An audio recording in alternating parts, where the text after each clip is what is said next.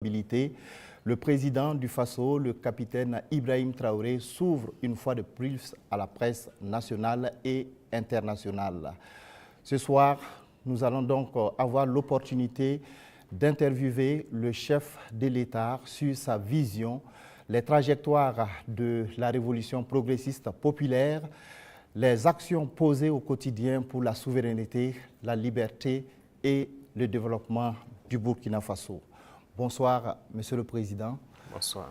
Merci de nous faire l'honneur de nous recevoir ici au Palais de Koulouba à Ouagadougou donc pour cette grande interview. Alors, chers téléspectateurs, le format de cet entretien est particulier.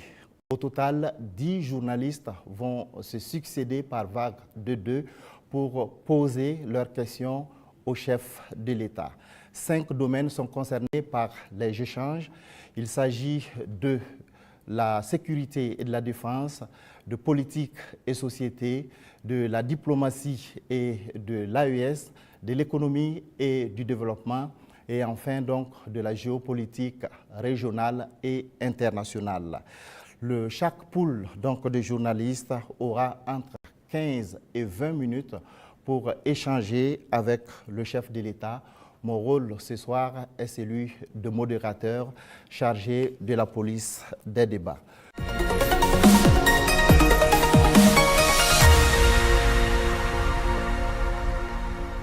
Monsieur le Président, avec votre permission, nous recevons donc le premier groupe de journalistes. Il s'agit de Hervé Dapa de la télévision BF1 et Asmao Dao de la télévision C360. Bonsoir, chers confrères. Vous disposez de 20 minutes pour vous entretenir avec le chef de l'État sur les questions relatives à la défense et à la sécurité. Bonsoir, Excellence. Bonsoir. Alors, certains de vos détracteurs vous ramènent régulièrement une phrase, et cette phrase remonte aux premiers instants de votre prise de pouvoir, quand vous disiez que si tout est mis en œuvre, 3 mois suffiraient pour tendre vers la fin de la guerre. Et ces détracteurs disent aujourd'hui que 3 ans plus tard, la guerre n'est pas totalement terminée. Monsieur le Président, ce soir, que leur répondez-vous? D'accord, merci beaucoup. Et merci à tous d'être venus pour cette interview. C'est vrai, c'est ce que nous aurons souhaité, mais les choses n'ont pas été comme on le pense. Et je dis si tout est mis en œuvre. Alors, il y a plusieurs perspectives à mettre en œuvre pour pouvoir atteindre cet objectif dans ce laps de temps. Mais tout n'a pas été mis en œuvre comme on le souhaitait. Primo, l'adversité. Alors, dès que nous sommes arrivés au pouvoir, nous aurons espéré qu'on nous laisse travailler très rapidement et pouvoir avancer. Malheureusement, certaines personnes nous ont approchés et ont voulu que nous allions dans leur sens parce que leur objectif n'était pas que la guerre finisse de sitôt. Je veux parler de certaines forces étrangères qui étaient présentes sur notre sol. On a eu des débats houleux avec des diplomates venus d'ailleurs sur la question, mais personne ne voulait qu'on aille dans le sens de finir cette guerre. Nous l'avons compris à travers les messages. S'il arrivait que des gens viennent jusqu'à nous dire qu'il faut qu'on accepte qu'ils soutiennent les terroristes et nous soutenir également, ça veut dire ce que ça veut dire, c'est une guerre entretenue. Donc nous avons très vite compris, on s'est débarrassé de toutes les forces qui étaient présentes ici, que ce soit les forces françaises, les forces américaines, et nous avons compris que la lutte sera âpre. La deuxième chose aussi était nous croyions que nous avions quand même un minimum d'armes et de munitions en stock. Aujourd'hui, je peux vous dire ce que j'ai trouvé par exemple en stock. Il y avait en tout et pour tout au Burkina Faso moins de 100 000 cartouches de Kalachnikov. Et les armes, nous avions à peine une centaine. Comment est-ce qu'on pouvait faire la guerre? Il fallait se rééquiper, redoter l'armée en effectifs, en armement et tout. Ce qui a fait que l'objectif de 3 mois, si ces conditions préalables étaient réunies, c'était bien possible. Mais il n'y avait rien. On n'était pas préparé à la guerre, tant sur le plan équipement que sur le plan effectif. Justement, Monsieur le Président, vous venez de le dire, hein, quand vous prenez le pouvoir, si on veut caricaturer, il y avait plus d'hommes que de munitions dans l'armée burkinabé. Et aujourd'hui, où en est-on avec le programme d'armement de cette armée-là? Et puis, quels sont les signes qu'elle est en train progressivement de monter en puissance? Très bien, je l'ai dit, je ne peux pas dépeindre toute la situation qu'il y avait, c'était catastrophique. Et comme je l'ai dit, vous pourrez enquêter. Il y a peut-être même dans cette salle des militaires qui étaient sur le front, sans armes. Ça existait dans notre armée. Donc ce sont des situations, on croyait que c'était juste, je ne dirais pas de la mauvaise foi, mais une situation incompréhensible. Pour nous, il y avait les armes et on refusait de doter. Mais quand on a été face à la réalité, très vite, on s'est résolu à chercher d'abord à armer l'effectif qui était là. Et là, ça a été la croix et la bannière. Parce que beaucoup de puissances ont refusé de nous vendre les armes. Et donc, on s'est tourné vers ceux qui avaient envie de nous vendre les armes. Très vite, on s'est équipé. On a recruté les VDP, on a pu payer tout ce qu'on voulait. Le processus, nous avons fait un plan d'équipement pour une montée en puissance. Et comme vous le constatez depuis maintenant 2 ans, les équipements commencent à rentrer. C'est toujours pas fini. Et ça continue de venir. Peut-être que dans quelques jours, vous verrez encore de nouveaux équipements qui seront présentés, qui sont principalement des équipements d'appui. Parce que d'abord, l'infanterie, il fallait l'équiper pour que chaque homme puisse avoir une arme en dotation. Ça, c'était un gros défi. Nous y sommes. On continue de recruter, comme vous le constatez. Chaque année, c'est entre 10 000 et 15 000 hommes qu'on recrute. Ça, c'est un effort considérable. Parce que, quoi qu'on dise, l'adversité est là. Et le volume de terroristes augmente. Parce que les impérialistes recrutent beaucoup de mercenaires qui viennent au Burkina Faso pour combattre. Donc, il faut qu'on s'adapte à la situation. Et maintenant, nous avons notre 3e phase, qui n'est plus d'acheter, mais de fabriquer nous-mêmes. Et nous sommes aussi là-dedans. Donc, c'est ça la montée en puissance. Il faut bien s'équiper, mais aussi créer une industrie de défense. Ça, c'est très important. Dans quelques mois, bien quelques années, on aura ici, nos militaires vont utiliser des armes made in Burkina. Bien sûr. Nous avons la capacité intellectuelle. Il y a de la ressource. Il suffisait juste de chercher. Et voilà. Nous sommes là-dessus. Vous serez surpris sûrement. Alors, Monsieur le Président, cette guerre, est-ce que nous pouvons la gagner? Est-ce que nous allons la gagner? Nous ne pouvons que la gagner. Qu'est-ce qu'on ferait? Soyez sûrs, nous n'irons nulle part et nous allons gagner cette guerre. Je vous ai dit que la menace mue beaucoup, mais nous nous adaptons. Et la force de l'armée burkinabé, c'est que c'est l'une des armées les plus résilientes au monde. La pression que le Burkina Faso a, et je ne pense pas que sur cette terre actuellement, il y a un pays qui a cette pression. Mais nous tenons, nos hommes se battent et nous nous adaptons constamment à la menace. Et nous comprenons d'où vient la menace, comment ça se manifeste, c'est ça le plus important. Et actuellement, je peux vous rassurer que bientôt, nous parlerons d'un albinos noir qui va apparaître. Et vous verrez. Ne me demandez pas de quoi il s'agit, je pense que vous comprendrez plus tard. La guerre va finir et très vite. Justement, pour gagner cette guerre, vous venez de le dire, il faut des armes et il faut aussi des hommes, et surtout des hommes déterminés. La détermination, vous le savez, c'est le game changer majeur. C'est ça qui fait la différence dans toute guerre. En ce moment, au moment où on parle, quel est exactement le moral de nos troupes sur le terrain? Vous avez très bien touché le cœur du problème, la ressource humaine. Les hommes déterminés. Il ne s'agit pas juste de payer de l'équipement, il faut des hommes déterminés. Et si vous remarquez, nous sommes en train de construire une armée de qualité. Et il n'est pas rare que souvent, lorsque nous jugeons qu'un chef d'élément ou bien une unité a failli à sa mission, qu'on les radie et qu'on les poursuive. C'est arrivé plusieurs fois et ça continuera comme ça. Si vous êtes engagé pour être militaire, vous devez accomplir la mission parce que la mission est sacrée pour nous. Et l'autre chose, c'est que malgré la pression, malgré les défis, les hommes continuent de se battre et ils sont très résilients. Si aujourd'hui vous attrapez un soldat burkinabé et le demandez, est-ce que vous voulez que d'autres personnes viennent se battre à votre place ou viennent vous aider, ils vous diront jamais, ils préfèrent mourir. C'est à ce niveau que vous jaugez leur morale. Ils sont prêts, toujours prêts, malgré la situation. Peu importe la bataille qu'on perdra, on va toujours maintenir le terrain. C'est ça qui est très important dans le mental des soldats. Donc, le moral est au top. Les gens n'espéraient pas être à ce niveau d'équipement, ils y sont, donc ils se donnent à fond. Et moi, je ne peux que féliciter et remercier tous ceux qui se battent. C'est très important. Alors, Monsieur le Président, dans votre argumentaire, vous parlez d'une guerre qui prend différentes formes, qui mue. On se demande, on se pose toujours cette question 10 ans après, qui attaque le Burkina Faso? Ce n'est pas du terrorisme seulement. C'est une guerre pour s'accaparer de nos richesses et nous empêcher de nous développer. Je l'ai une fois développé lors d'un discours, je pense. Je disais que si nous, on arrive à exploiter convenablement notre sous-sol, à transformer ce que nous sommes en train d'exploiter ici, ce que nous produisons, il y aura un sous-emploi chez eux là-bas. C'est une bataille. Ils pillent nos richesses pour pouvoir survivre. Donc c'est une guerre d'indépendance. Il faut que nous menions cette guerre pour être totalement indépendants, décider de notre développement, de notre trajectoire. Donc c'est de ça qu'il s'agit actuellement. Monsieur le Président, vous venez de le dire, on parle de sécurité et de défense du Burkina Faso. Venons-en à votre sécurité personnelle. Vous venez de l'évoquer il y a un instant, la pression est énorme. Elle est grande, le danger vient de partout. Monsieur le Président, rien qu'en 2025, il y a eu plusieurs tentatives de coup d'État qui ont été déjouées. Monsieur le Président, est-ce qu'il vous arrive parfois d'avoir peur? Merci, je pense que c'est la seule force que j'ai. Je n'ai pas peur. Parce que j'ai confiance en vous tous. Ça, c'est la première chose. Il faut avoir confiance au peuple, parce que c'est le peuple qui nous a confié cette mission. Et j'ai confiance au peuple, qu'ils comprendront.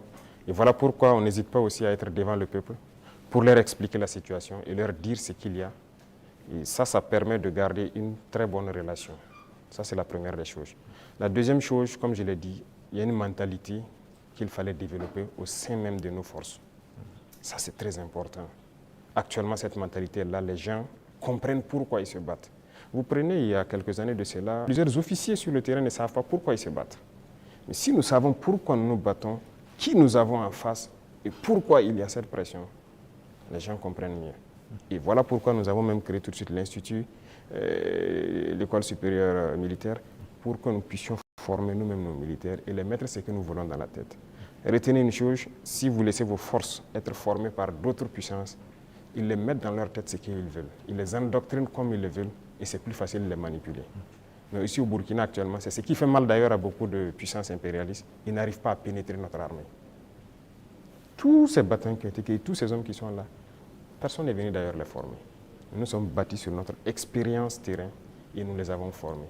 J'ai personnellement participé à des entraînements de certaines forces au tout début. Donc ça, c'est déjà une deuxième force. Et l'autre force est que si vous avez une mission, un objectif pour votre pays, vous ne devez pas avoir peur. Si vous avez peur, vous hésitez. Si vous hésitez, vous compromettez. Et une fois que la compromission est là, vous êtes foutu. Vous avez tout à l'heure énuméré un certain nombre d'éléments qui font que vous êtes rassuré. J'insiste parce qu'il y a l'histoire aussi. C'est l'histoire qui nous conduit. Ces forces impérialistes, elles sont réelles. En 1961, elles ont eu la peau de Patrice Lumumba en RDC. En 1972, elles ont eu la peau de Kwame Nkrumah d'une autre manière. Et puis en 1987, elles ont eu la peau de Thomas Sankara, toujours avec des ennemis internes et parfois avec la complicité de certains voisins. Vous savez ce qu'on dit, Monsieur le Président, le premier devoir d'un révolutionnaire, c'est de rester en vie pour continuer le combat. Monsieur le Président, est-ce que vous pouvez rassurer toutes ces personnes, tous ces hommes, ces femmes d'ici et d'ailleurs qui commencent à espérer que vous allez rester en vie? Ils manipulent toujours de l'intérieur, nous sommes très bien conscients. Et aussi un devoir pour nous, c'est de participer à notre propre sécurité. Ce n'est pas aujourd'hui de dire que je suis chef d'État et voilà, je confie la sécurité juste à des gens. Non, tout le monde participe, moi-même je participe. Et c'est pourquoi je dis, ce n'est pas juste une affaire de ceux qui sont à côté de moi, c'est une affaire de tout le peuple. Et la sécurité, ce n'est pas une affaire d'hommes de tenue et tout ce que vous pouvez imaginer. C'est tout un ensemble. C'est aussi des comportements, des manières de vivre. Il faut éviter beaucoup de choses que peut-être des erreurs ont été commises dans le passé. Et nous avons lu beaucoup sur tous ceux dont l'impérialisme a eu la peau et nous avons appris beaucoup de leçons. Voilà pourquoi on dit on ne laissera pas les choses se répéter. On anticipera, quitte à ce que les gens interprètent comme ils veulent, on va anticiper. Mais parce que nous avons compris le message, l'espoir qu'il y a, on fera tout pour anticiper toujours les actions de l'impérialisme. Monsieur le Président, du regard de la journaliste que je suis, je me dis qu'il y a un encerclement des pays de l'AES. Quand je regarde un peu en Côte d'Ivoire, il y a un camp militaire à Odiéné, près du Mali et du Burkina. Le Sénégal installe des unités à la frontière avec le Mali, sans oublier également le Bénin qui fait frontière avec le Burkina Faso et le Niger. Est-ce que, Monsieur le Président, vous partagez ce point de vue? Est-ce que vous voyez les choses de cette manière? Je pense que quand vous décidez de faire la révolution, il faut vous apprêter à cette adversité. C'est une logique qu'ils nous encerclent. C'est logique qu'ils essaient de nous faire tomber. C'est logique. C'est comme je dis, c'est une bataille. Ils se battent pour leurs intérêts. Et c'est à nous, si on a décidé de faire la révolution, de tout mettre en œuvre pour que cet encerclement soit vaincu. Vous voyez, l'Afrique, on a l'habitude de ne pas avoir d'abord une armée forte. Il n'y a pas d'État s'il n'y a pas d'armée forte. Mais bon, c'était le système. Comme je l'ai dit une fois aux couleurs, ils sont venus nous flatter. Non, il ne faut pas vous armer. Même dernièrement, je pense qu'il y a dans une interview un général américain qui l'a dit encore que nos pays n'ont pas besoin d'être militarisés. C'est leur conception. Nous sommes comme des enfants, c'est eux qui doivent venir s'asseoir, faire la sécurité pour nous. Et beaucoup de pays sont dans cette situation. Ils ne construisent pas d'armée. Et quand la situation arrive, c'est le chaos. Nous sommes en train de construire une armée forte. Voilà pourquoi j'ai dit on se bat en burkinabé et on se forme en burkinabé. Ça, c'est très important. Avant, c'est quoi? Chaque fois, les forces étrangères, tout le monde vient pour former vos soldats. On vous prend comme des moins que rien. Aujourd'hui, beaucoup de forces étrangères cherchent à venir s'entraîner avec nous. Vous n'allez pas imaginer. Les plus grandes puissances cherchent à venir s'entraîner avec nos soldats. Mais ce n'est pas juste l'entraînement. Ils veulent apprendre comment on fait, comment on procède, qui nous entraîne. Mais personne aujourd'hui ne sait comment les birs sont formés, comment on les entraîne, comment on les équipe. Pourquoi nous on croit que c'est les autres qui doivent venir nous former? Ils n'ont pas créé quelque chose. Ils ont réfléchi, nous sommes dotés de cerveau. Donc il faut une armée puissante pour faire face à l'adversité. Ils vont continuer à nous encercler. Parce qu'il y aura toujours en Afrique des États comme ça, des chefs d'État comme ça qui vont autoriser. Parce qu'ils ont les mains liées, ils trahissent toujours, ils vont accepter toujours que les impérialistes viennent chez eux pour attaquer leurs propres frères. Ça, si vous acceptez la révolution, vous devez partir avec ce concept. Ça va exister. Donc on n'y peut rien, on fait avec, mais c'est à nous de nous préparer pour que l'encerclement soit nul, qu'ils ne puissent jamais atteindre leur objectif. C'est tout. Donc on fait avec. Tout récemment, la CEDEAO a tenu un forum des chefs d'état-major général des armées d'Afrique. Le Mali et le Burkina Faso n'y étaient pas, mais le Niger, si. On sent un manque de solidarité, vous qui êtes au sommet de l'État. Qu'est-ce que vous pouvez nous dire? Bon, pas un manque de solidarité. Retenez que c'est une confédération, ce n'est pas une fédération. Sur certains aspects, on fait beaucoup de choses, en tout cas en tandem, mais dans la charte, il est dit que des pays peuvent décider des relations et de ce qu'ils peuvent faire. On ne peut pas dire à tel pays de ne pas collaborer avec tel pays, non. On n'est pas à cette étape d'abord. On est en train de consolider la confédération sur les aspects, un bon nombre d'aspects de développement, de défense et de diplomatie. Et après, on va passer à la fédération. Ce sont des étapes. Donc, le Niger peut participer à des rencontres. La confédération, on ne se ferme pas. On fait des ouvertures, on côtoie tout le monde. Nous sommes très panafricanistes. On est vraiment ouverts à l'intégration, à tout ce qu'il y a, mais avec des principes. D'accord. Comme il s'agit de défense et de sécurité, on vous laisse une dernière question. Merci Sagnon, mais la question que je vais poser, pardonnez-moi, ne fait pas partie de la défense ni de la sécurité, mais de vos relations avec nous, les médias. Monsieur le Président, est-ce que vous avez un problème particulier avec les médias, donc avec nous les journalistes? Je dis cela parce qu'on a l'impression qu'il y a eu un malentendu. Je parle des médias nationaux, pas des médias internationaux dont certains sont tombés dans la poubelle depuis un certain moment. C'est un fait. Et pas des médias nationaux. On a l'impression qu'il y a eu un malentendu au début et il y a quelque chose, un brouillard comme ça qui est là. Comment vous analysez la situation, Monsieur le Président? Vous savez que je ne suis pas hypocrite. Il y a eu un malentendu. Il y a eu un brouillard au début. Mais aujourd'hui, je dois dire que je félicite beaucoup de médias pour leur travail professionnel. Il faut éviter de suivre le travail de l'impérialisme. Certes, beaucoup parmi vous ont été formés par eux. C'est ça, vous avez été à l'école du blanc, comme on aime le dire. C'est eux qui vous ont formé au journalisme. Donc moi, je ne vous en veux pas souvent quand les gens essaient de se comporter comme eux. Mais je parle pour que les gens prennent conscience qu'il s'agit de notre patrie. Regardez ce matin, par exemple, lisez les titres des journaux en France. Ils vous diront peut-être il y a une mobilisation pour mettre la pression sur le Premier ministre. Ils ne vous diront pas qu'il y a eu une marche contre le pouvoir ou quelque chose. Mais si c'était au Burkina, vous direz qu'il y a une marche contre le pouvoir. Vous comprenez? Les Français nous appelaient, ils continuent de nous appeler putschistes, juntes et quoi. C'est du français. Mais des journalistes nous appelaient aussi putschistes, juntes ici. Pourquoi suivre les yeux fermés? C'est de l'esclavage toujours. Moi, je veux qu'on quitte cela. Chaque État doit se battre pour ses intérêts. Les journalistes se battent pour leurs intérêts. Pourquoi nous, on ne doit pas se battre pour nos intérêts en Afrique? Donc c'est ça, ce n'est pas uniquement les journalistes. J'en viens à certains intellectuels qui sont sur des plateaux de télé en Afrique aussi. Quand ils prennent la parole, vous posez des questions, mais est-ce qu'il est africain? Ou bien génétiquement, il n'est pas là, quoi. Il n'est pas avec nous.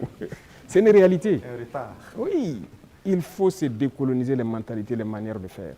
Chacun doit se battre pour sa patrie. Vous pouvez avoir une information qui est peut-être vraie et juste, mais vous décidez de ne pas sortir l'information. Parce que ça peut porter préjudice à la défense nationale, à la sécurité, à la cohésion, et ainsi de suite. Ça, c'est une décision souveraine, parce que vous voulez préserver votre pays. Mais on ne dit pas seulement dès qu'il y a une information, il faut la sortir. Non, ce n'est pas comme ça. Et très souvent, les journalistes, comme on aime le dire, le train qui vient à l'heure, ça ne les intéresse pas. C'est le train qui est en retard. Vous le savez, Monsieur le Président, donc vous nous comprenez de temps en temps. Ah oui, mais il faut éviter ça. Moi, je veux maintenant que vous intéressez au train qui vient à l'heure. D'accord. Je voudrais vous laisser avec une phrase qui est la devise d'un grand club européen. C'est celle-là: notre maillot peut être tacheté de sang, de boue et de sueur, mais jamais de honte. C'est tout ce que je vous souhaite, Monsieur le Président. Merci beaucoup. Merci grandement.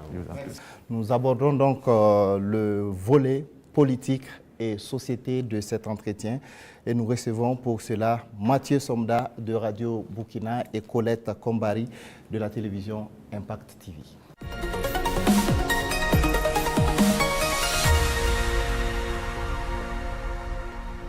Bonsoir, chers confrères. Vous disposez également de 20 minutes pour échanger avec le chef de l'État sur la rubrique politique et société. Excellence, Monsieur le Président, 30 septembre 2022, 30 septembre 2025, bientôt 3 ans de gestion du pouvoir d'État.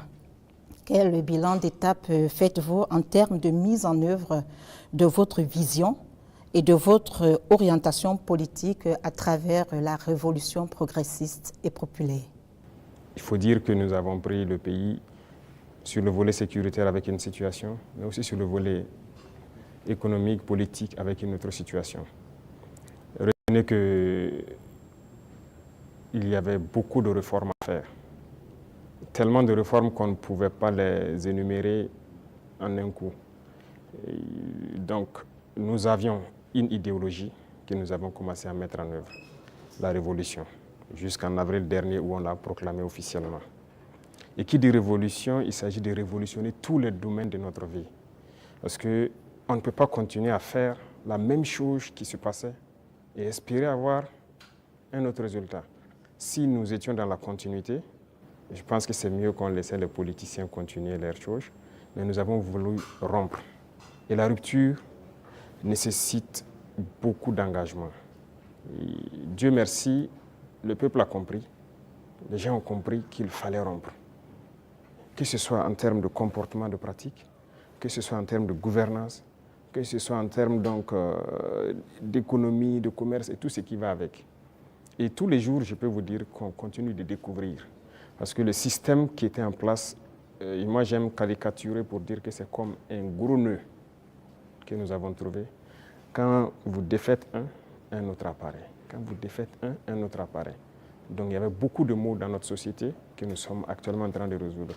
Et Dieu merci, je peux dire que plusieurs choses ont été lancées. Et le bilan, pour moi en tout cas, c'est satisfaisant, même si je pense qu'on peut faire encore plus d'efforts. Voilà. Et si vous souhaitez, domaine par domaine, vous pourrez me poser des questions, parce qu'il y a beaucoup de choses qui ont été entamées. Excellence, la révolution populaire progressiste, il y a eu des explications certes, mais les Burkinabés veulent davantage comprendre quel est le contenu de cette révolution. Le contenu exact, comme je l'ai dit une fois, je ne le dirai pas. Si vous permettez à tout le monde de connaître les détails de ce que vous voulez faire, on peut anticiper sur votre action. Mais nous avons dépeint voilà, les gros points pour que les gens puissent comprendre où nous allons. Alors, si vous remarquez, dans le modèle même de gouvernance, la lutte contre la corruption et la bonne gouvernance, il y a d'abord l'exemple que les gouvernants doivent donner. Et comme je dis, vous ne pouvez pas être là, une catégorie de Burkinabés, parce qu'on vous a confié des postes. Vous, c'est le choix entre les bons whisky et les bons champagnes, pendant que des femmes meurent en allant chercher l'eau à la rivière, elles se noient ou quelque chose, ce n'est pas possible. Donc il y a cette idéologie-là qu'il faut avoir pour pouvoir avoir une société de justice. Tout le monde doit pouvoir avoir accès, par exemple, à l'eau potable. Vous ne pouvez pas, vous, manger comme vous voulez, faire le choix des repas et jeter ce que vous voulez à la poubelle, pendant que d'autres ne peuvent pas avoir un seul repas. C'est ce qui nous a amené à lancer des initiatives dans l'agriculture, par exemple, parce que notre population est en majorité agricole. Mais pendant longtemps, on se rend compte qu'ils sont délaissés. Ce n'est pas nos terres qui sont pauvres, ce n'est pas qu'ils n'ont pas la capacité de travailler.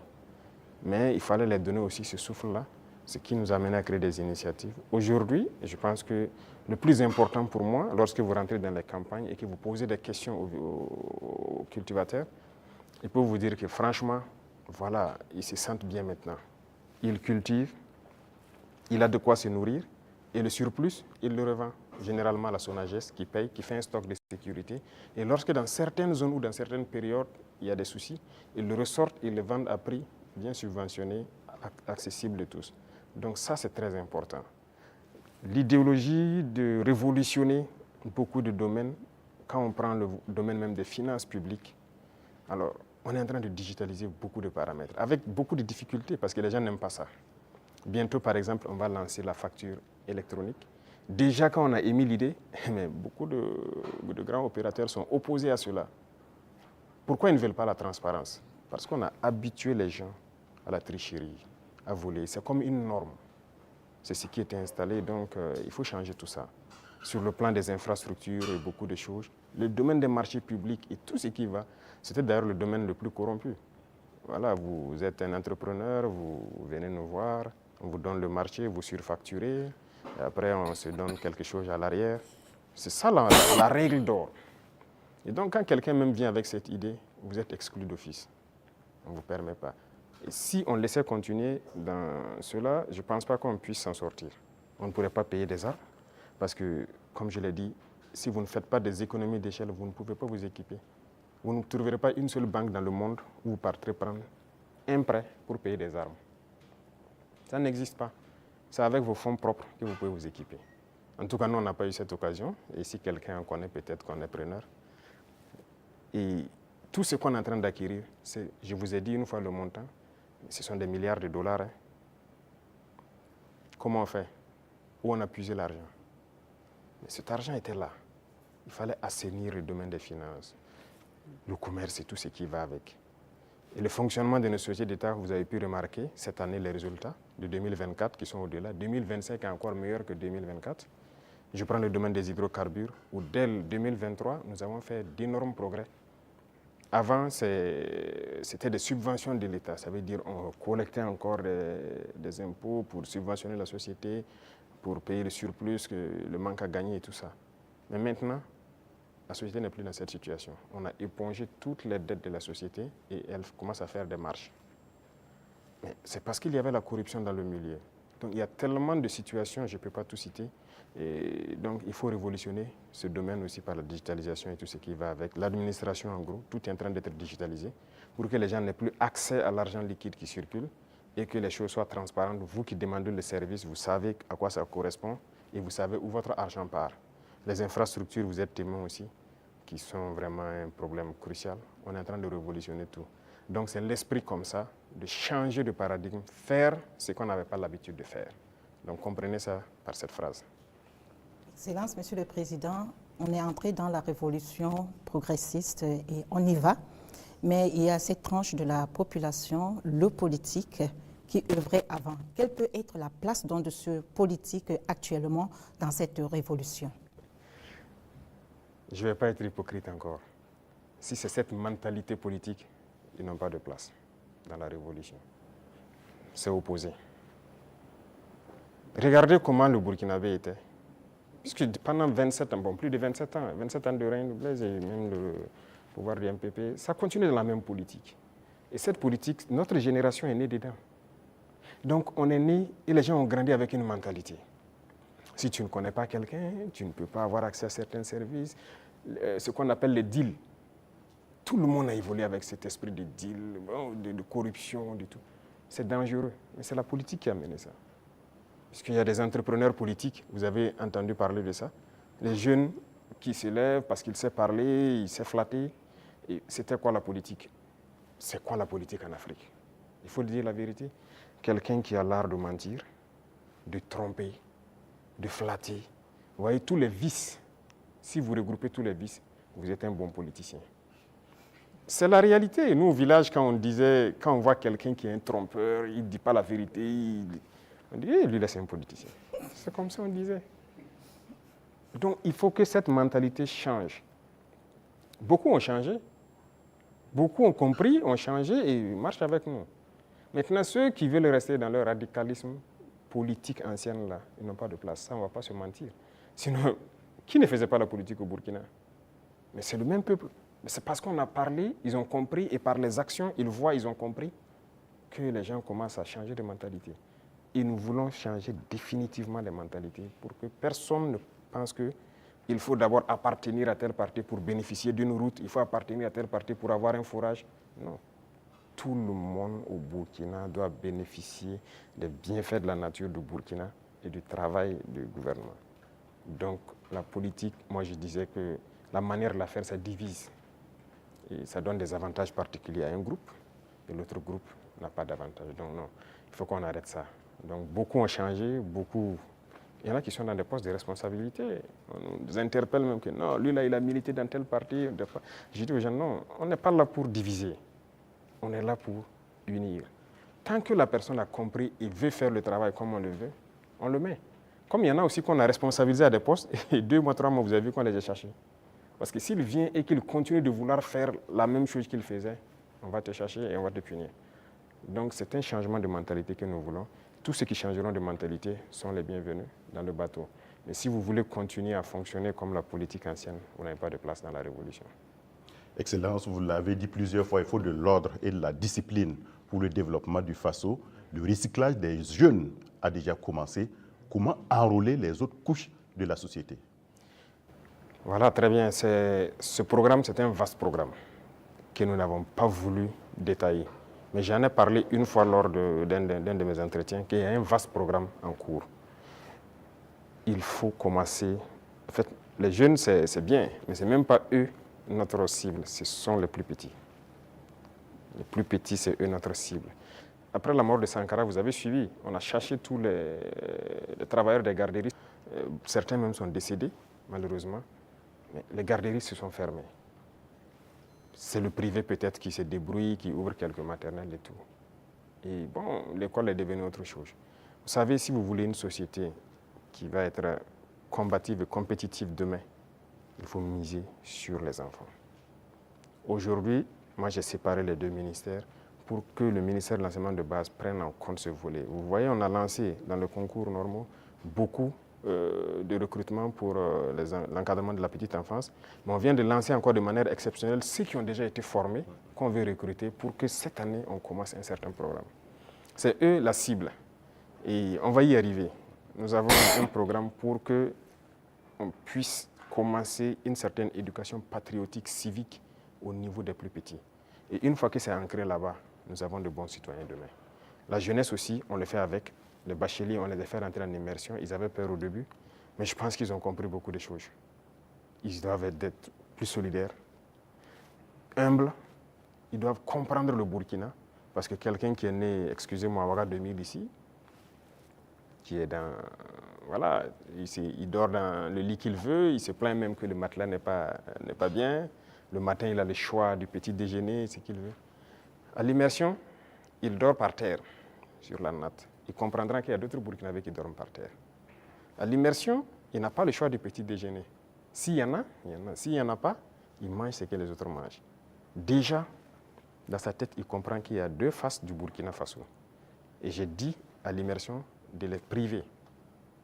Il y a des jours où ils auront 2 repas, des jours 1 repas et des jours sans repas. J'espère qu'ils l'ont fait. C'est pour qu'ils comprennent la vie.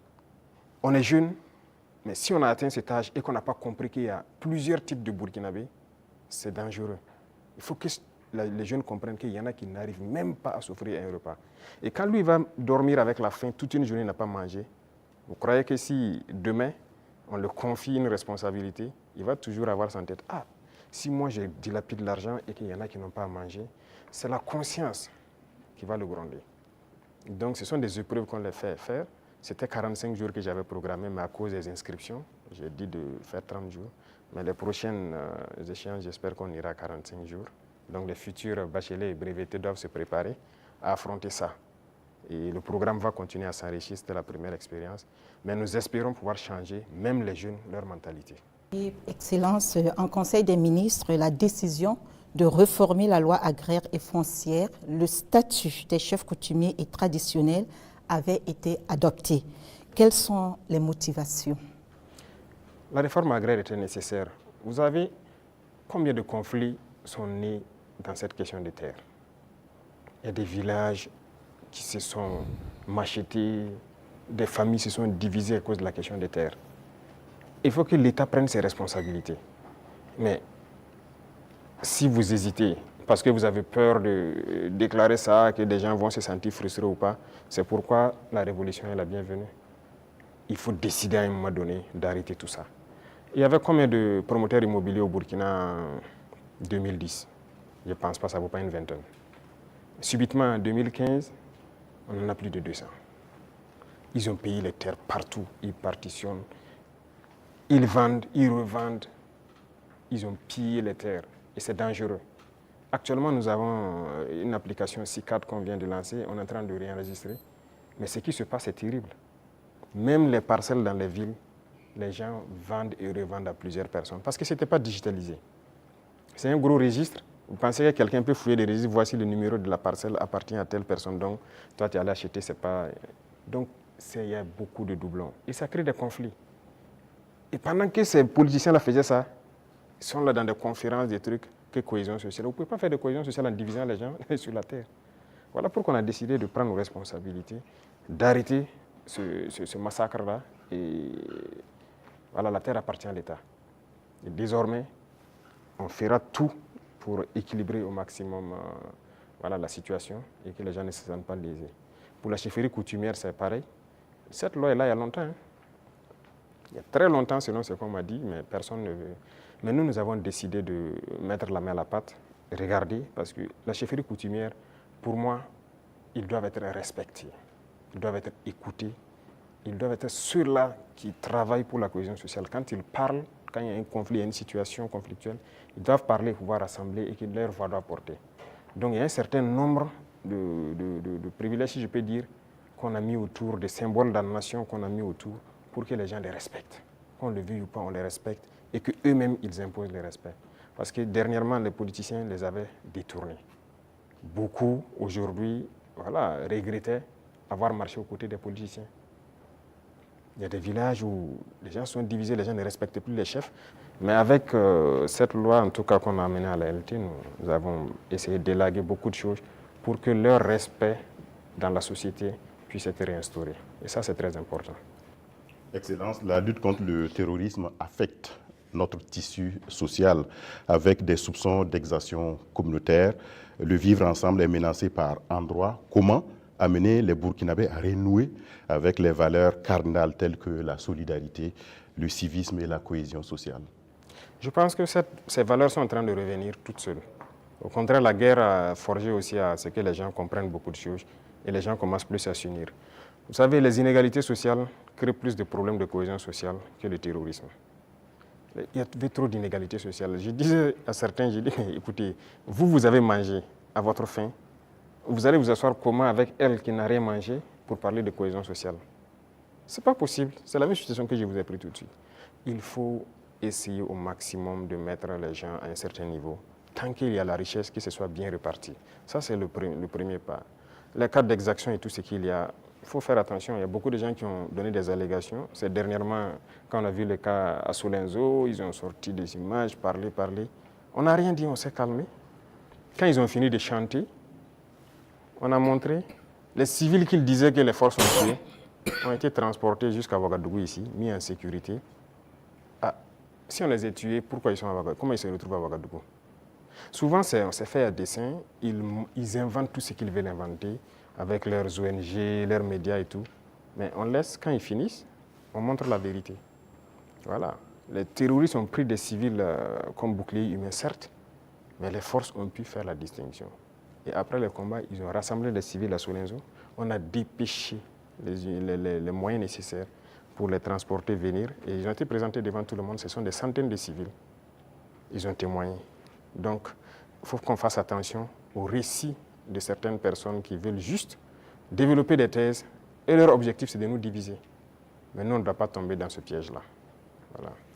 Excellence, on a constaté cette année une reprise du dialogue social entre le gouvernement et les syndicats après plusieurs années d'interruption. Quel message donc renvoie votre gouvernement avec ses partenaires sociaux quand on sait que la situation était tendue entre le gouvernement et les syndicats? Comme c'était tendu entre le gouvernement et les journalistes. Il faut que chacun comprenne qu'il faut se battre pour sa patrie. Nous avons fait comprendre aux gens. Vous savez, moi j'ai parlé avec les responsables syndicaux. Je les ai réunis ici, je les ai parlé à un moment donné de notre histoire. Mais j'ai été déçu après. Donc je les ai dit, soit vous êtes burkinabé ou vous n'êtes pas burkinabé. Donc le bras de fer s'est enclenché. Mais après on a décidé de les revoir parce qu'on suppose qu'ils ont compris le message. Et même ça, je ne vais pas mentir, quand ils sont venus, ils ont voulu encore comprendre et sortir certains comportements, les faire comprendre, ça ne marche pas. Le pays est en guerre, il faut tout faire pour le pays. Ce syndicalisme importé là, ce n'est pas du syndicalisme ça. Il y en a même qui se vantent d'avoir participé à la chute de Sankara. Et c'est eux qui ont tout commencé, ainsi de suite. Vous croyez que c'est bien ça? Les Occidentaux vous manipulent et vous continuez à agir comme eux ils veulent. Ça, ce n'est pas du syndicalisme. Un syndicaliste se bat pour les intérêts des travailleurs. Mais la plupart du temps, ce que les responsables même veulent, c'est venir manger avec le pouvoir. Et les gens se taisent. Non. Écoutez, nous, on a beaucoup de dossiers sur beaucoup de personnes, pas seulement les syndicalistes. Hein. Dans la société, on a beaucoup de dossiers. Les gens qui nous ont approchés au début, qui ont voulu des avantages, qui ont voulu quoi, qu'on a refusé, qui se retournent, qui sortent, qui parlent. On a leur dossier. Donc, syndicalisme sain, il y a beaucoup d'actes que l'on a posés. On n'a pas attendu que les gens sortent dans la rue pour marcher, pour le poser. Quand j'ai parlé des travailleurs des garderies, là, ce n'est pas quelqu'un qui est venu nous dire qu'il y a des travailleurs qui avaient été cherchés, il faut les remettre dans leurs droits. On a vu un dossier et qu'on a trouvé qu'il faut les remettre dans leurs droits. On a dit au ministre des Finances, trouve l'argent nécessaire pour régler. Les gens de la mairie, des gens de la brigade verte, là, ceux qui travaillent, mais ils avaient combien de mois d'arriérés? C'est pour ces intérêts-là, ces gens-là qui n'ont pas de travail, pour que les gens ne se battaient pas pour ça avant. Mais on n'est pas venu vers nous pour nous dire. Moi, les femmes balaient devant chez moi, c'est un de mes hommes qui est sorti une fois, ils ont dit, ah, ça fait des mois, ainsi de suite, leur travail. Je me suis renseigné, on m'a dit, c'est vrai. J'ai dit de les payer. Il faut rattraper tout ce qu'elles ont raté. Il y en a qui avaient des dizaines de mois d'arriérés de salaire. On a sorti le dossier et on a décidé de rattraper tout ça. Donc, il faut qu'on fasse du syndicalisme sain. S'il y a un problème, qu'on nous approche et qu'on nous explique. Si on peut résoudre, on vous dira on peut le faire. Si on ne peut pas, on vous dit bon, pour l'instant on ne peut pas, mais on pourra le faire dans tant de temps. Mais il y a un problème, on rassemble les médias, on parle comme on veut. Ah, j'espère qu'ils trouveront la solution avec vous. Sinon, si après ça, vous ne venez plus vers nous. Moi, je veux qu'on travaille en africain. Quand il y a un problème dans la maison, on s'assoit, on parle. Et nous, on se doit d'être véridique. Ce qu'on peut faire, on doit dire clairement, on peut faire ça. Ce qu'on ne peut pas faire, on vous dira aussi on ne peut pas. Maintenant, si vous ne voulez pas, chacun fait ce qu'il peut faire. Mais il faut qu'on soit responsable. Il n'y a pas de problème qui ne puisse pas se résoudre. Et comme j'ai dit, toujours agir avec en tête l'intérêt de la patrie. Ça, c'est très important. Donc, on a repris le dialogue comme on reprend avec tout le monde. On n'a pas rompu le dialogue avec qui que ce soit. Tout le monde est la bienvenue. Merci, chers confrères. Le temps imparti donc à cette rubrique est arrivé à échéance et même largement dépassé. Nous disons merci donc pour cette série de questions consacrées au volet politique et société.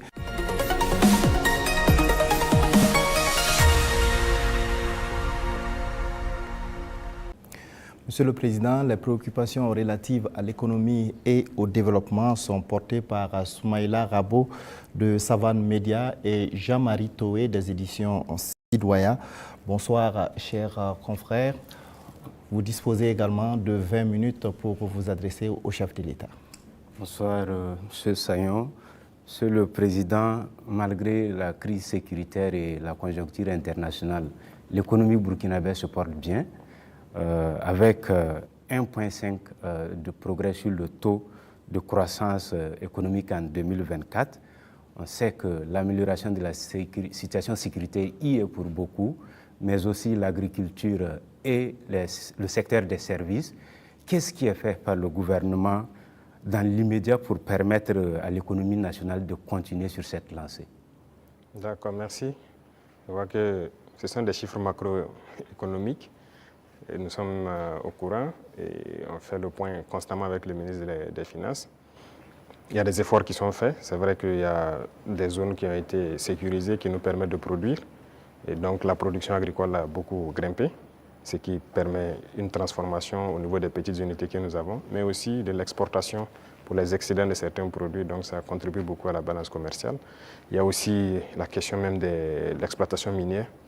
Donc il y a un certain nombre de mines qui avaient arrêté l'exploitation, si vous vous souvenez, d'autres en 2020, d'autres en 2018 même, mais qui ont repris aussi. Et tout ça, ça contribue donc à cette croissance-là. Et nous poursuivons dans ce sens. Et actuellement, si vous voyez par exemple le secteur minier, la tendance du gouvernement, c'est d'exploiter notre or nous-mêmes. Donc il y a des mines qu'on vient de reprendre le contrôle, et on continuera à reprendre le contrôle petit à petit, ou à co-exploiter avec les sociétés qui sont déjà là. Parce que la règle, c'était quoi? Quelqu'un vient, il prend le permis, il l'exploite, 10% au gouvernement et le reste, c'est pour lui. Et d'ailleurs, 10%, on n'a pas de contrôle. Donc tout ça, actuellement, on est en train de reprendre le contrôle vraiment pour s'assurer qu'est-ce qu'il sort de notre sous-sol et prendre aussi une part importante. Donc tout ça contribue donc à la croissance économique, vu aussi les initiatives qu'on a lancées dans le domaine agricole. Beaucoup d'autres spéculations ont été donc financées et ça permet en tout cas une bonne croissance. Mais pour moi, le plus important, c'est quand souvent le ministre des Finances apporte les chiffres. Je dis, bon, c'est très bien, mais j'envoie quelqu'un, va au marché, tu vois, ce qu'on appelle Anampa Moré. Ça coûte combien une boîte de maïs, ça coûte combien une boîte de mil. Et va aussi dans tel, je prends les informations. Si le coût a baissé, on sait qu'il y a un impact sur la population. C'est ça qui est le plus important. Donc ce travail, on le fait constamment et les services de renseignement même sont mis à contribution pour qu'on ne dise pas un chiffre macroéconomique qui a une croissance de 1,5, mais qu'il n'y ait pas d'impact au niveau donc, des couches vulnérables surtout. Donc on continuera cette progression s'il plaît à Dieu. Monsieur le Président, si la volonté c'est de soulager davantage le panier de la ménagère et améliorer le pouvoir d'achat du consommateur, peut-être faut regarder du côté de la SONABI, la Société nationale burkinabé d'hydrocarbures, que vous avez trouvé déficitaire en fin 2022 et qui est aujourd'hui pratiquement surliquide parce que c'est la championne des sociétés d'État. C'est la moitié des bénéfices de 2024 réalisés par les sociétés d'État. Est-ce qu'il ne faut pas maintenant diminuer le prix du carburant? D'accord, merci. Je pense que c'est une question que les gens peuvent se poser. C'est très bien, on a fait des progrès, mais quand est-ce qu'on a équilibré et qu'on a commencé à avoir des bénéfices? Qu'est-ce qu'on a fait? Ça, c'est très important à comprendre. Et l'autre chose, c'est que est-ce que ces bénéfices ne participent pas à quelque chose d'autre au profit donc, des populations? Je prends un exemple. On est en train de créer des brigades de construction des routes au niveau de chaque région. Vous voyez notre réseau routier, déjà ce qui est existant est dégradé, même la RN1, si vous quittez ici jusqu'à surtout la zone de Kokologo et tout ça, c'est carrément dégradé. Ça veut dire qu'on a un besoin important d'investissement donc, dans le secteur des infrastructures routières. Et la SONABI doit participer beaucoup. Je viens de leur confier cette nouvelle mission parce que le carburant qui va ravitailler les différentes brigades, même le bitume et tout ça, la SONABI va devoir s'en charger. Si on baisse, le rythme va baisser. Mais vous voulez qu'on aille vite ou pas? Et il y a aussi une question de, je ne dirais pas de comparaison. Vous voyez, le carburant se retrouve moins cher au Burkina que certains pays côtiers. Nous, on part chercher le carburant là-bas, on fait le transport jusqu'au Burkina, mais c'est moins cher par rapport à ces pays. Vous pouvez expliquer ça? Si on doit monter à leur niveau, on fera beaucoup de marge. Et là même, je peux vous dire qu'on pourra bitumer beaucoup plus de routes qu'on le pense. Mais on garde toujours comme ça parce qu'on veut aller vite. Aujourd'hui, vraiment, il faut remercier le peuple et les amis du Burkina Faso. Beaucoup de gens contribuent, par exemple, la façon Mebo pour embellir les villes, pour faire les routes et tout ça. Mais à un moment donné, le gouvernement aussi, d'abord, a commencé par financer, mais on va devoir financer pour que le rythme continue. Donc, c'est une symbiose entre nous et le peuple.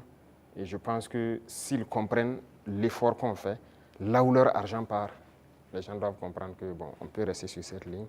Quand on atteindra un objectif donné, on va pouvoir baisser, ça c'est logique.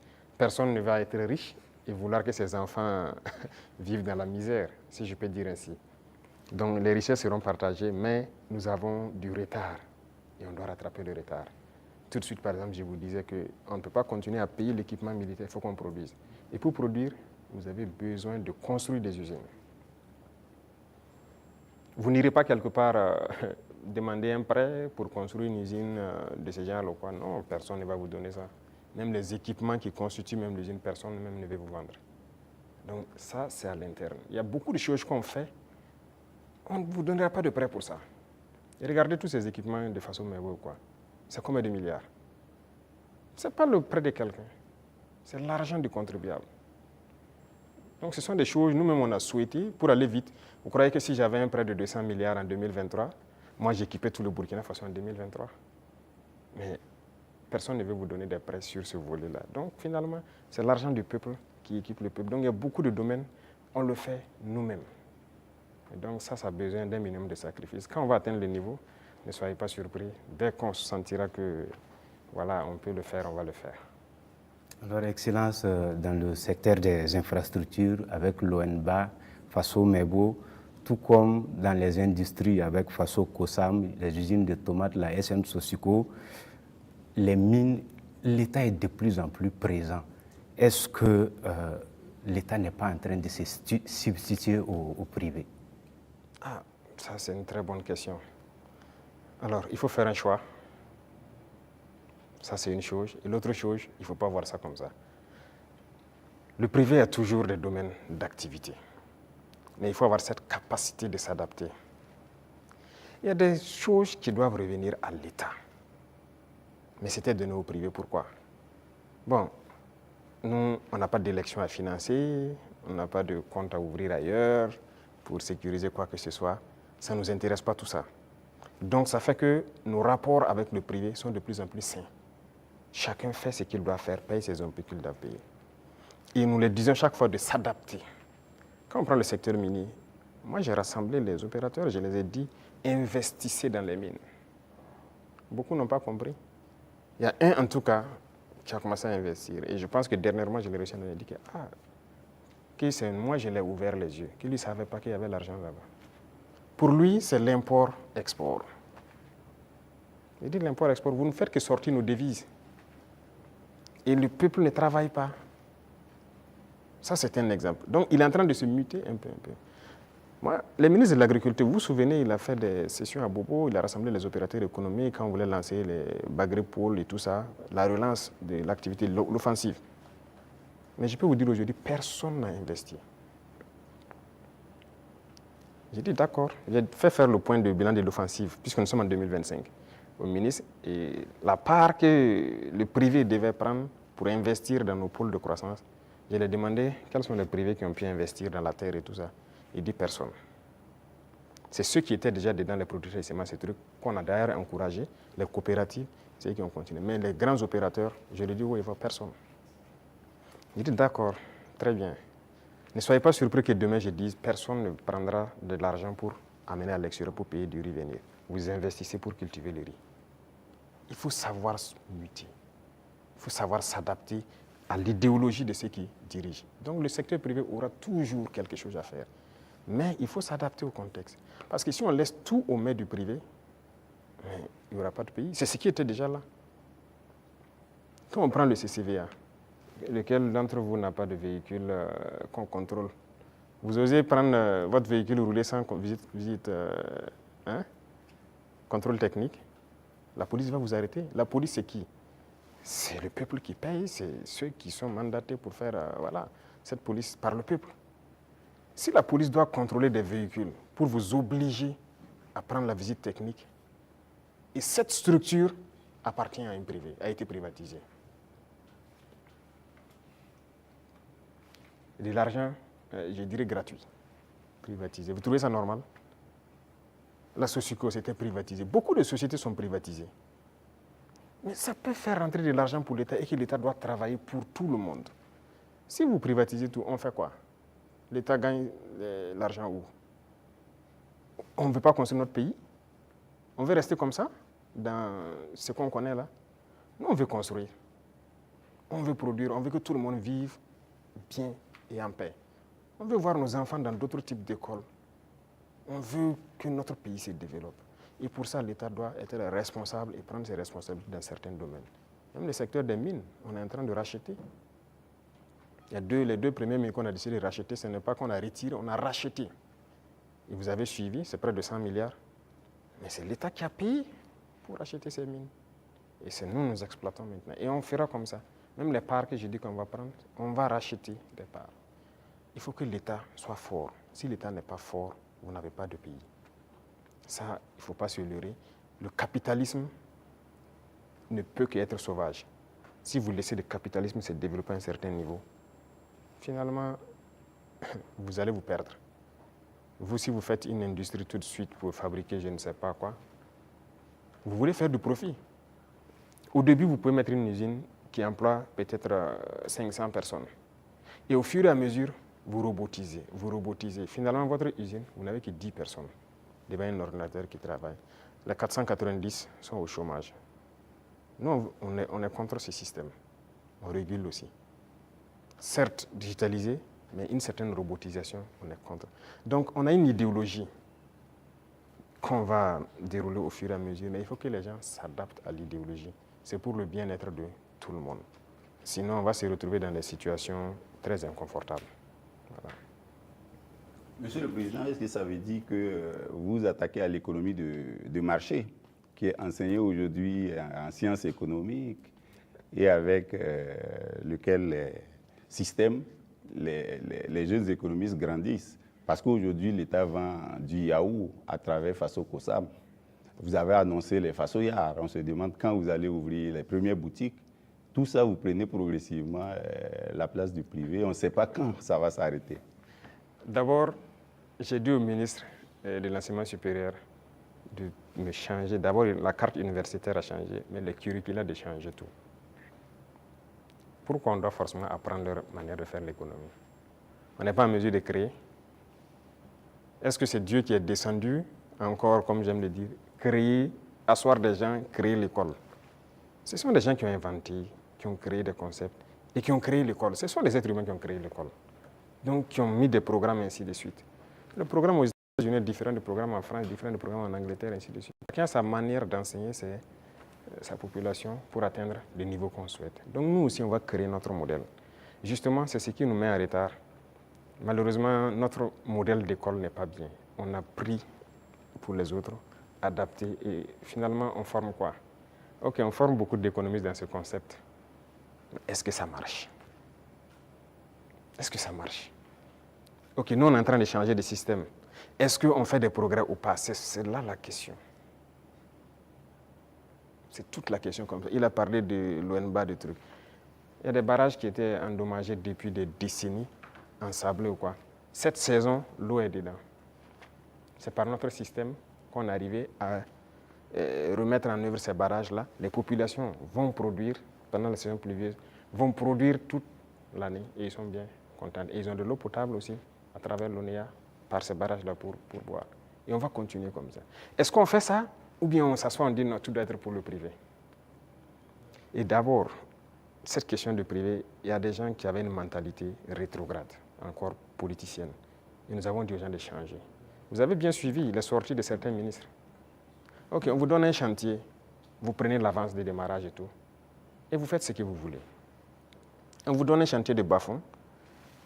Dans le contrat, vous devez finir en mai pour que les paysans puissent accéder au bas-fond et puis cultiver. Vous prenez votre avance et vous vous baladez, vous faites ce que vous voulez. En avril, on passe, on regarde, vous n'avez rien fait. Vous dites non, non, non, vous partez à votre rythme, c'est comme ça.